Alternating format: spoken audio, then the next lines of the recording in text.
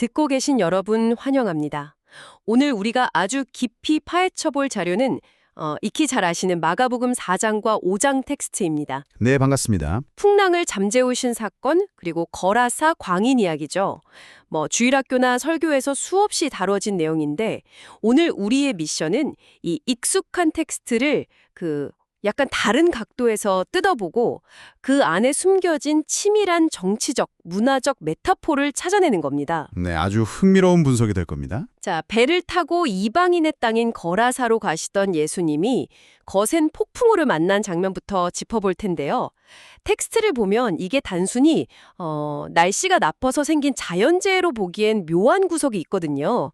자, 이걸 한번 파헤쳐 볼까요? 여기서 정말 매력적인 점은 마가복음 저자가 이 비정상적인 폭풍우를 일종의 영적인 저항으로 그려내고 있다는 겁니다. 영적인 저항이요? 네, 당시 텍스트의 맥락을 자세히 살펴보면 이 현상은 하나님의 아들이 이방인의 땅으로 넘어오는 것 자체를 막아서려는 악한 세력의 거센 반발이라는 뉘앙스가 짙게 깔려 있어요. 아, 단순히 비바람이 아니었군요. 그렇죠.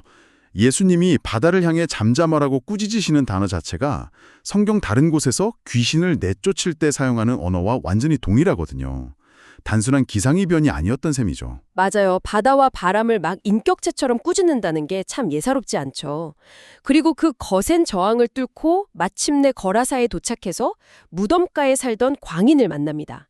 쇠사슬도 끊어버릴 만큼 엄청난 괴력을 가진 사람이었잖아요. 네, 완전히 통제 불능의 상태였죠. 그런데 귀신이 자기 이름을 밝히는 대목에서 이야기 분위기가 확 바뀝니다. 진짜 흥미로워지는 부분은 바로 여기예요.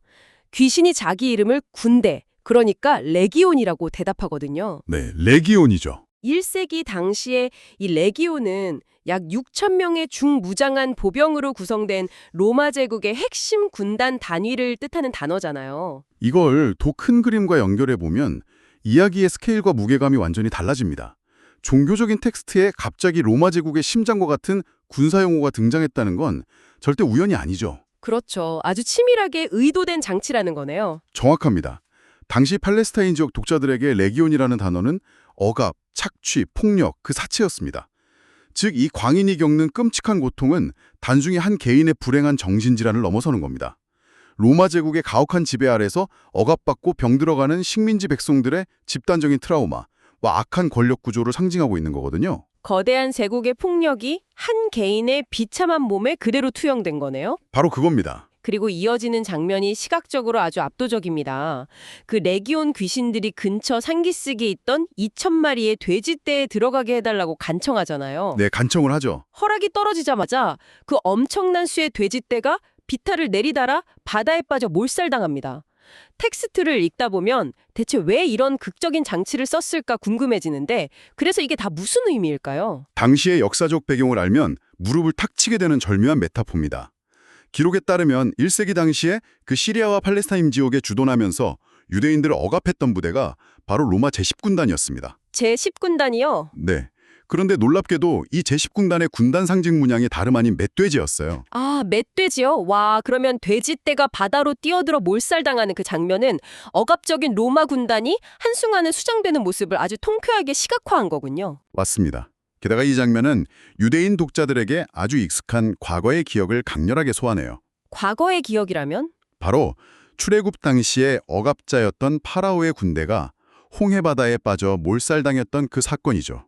마가복음은 지금 거라사의 돼지떼 사건을 통해 로마 제국이라는 새로운 억압자 역시 결국 바다에 철저히 수장될 것이라는 아주 전복적인 희망의 메시지를 던지고 있는 겁니다. 와, 1세기 독자들 입장에서는 정말 짜릿한 해방의 메시지였겠네요.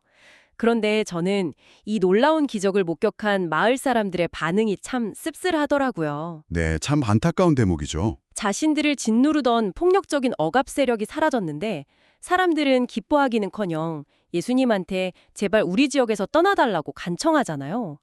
돼지 2천 마리라는 막대한 경제적 손실 앞에서 한 사람의 생명과 진정한 해방의 가치는 철저히 외면당한 느낌이에요. 거라사 사람들은 억압에서 벗어나 진정한 회복을 누릴 절호의 기회를 맞았지만 당장 자신들의 경제적 기반과 익숙한 일상이 흔들리는 것을 더 두려워했습니다.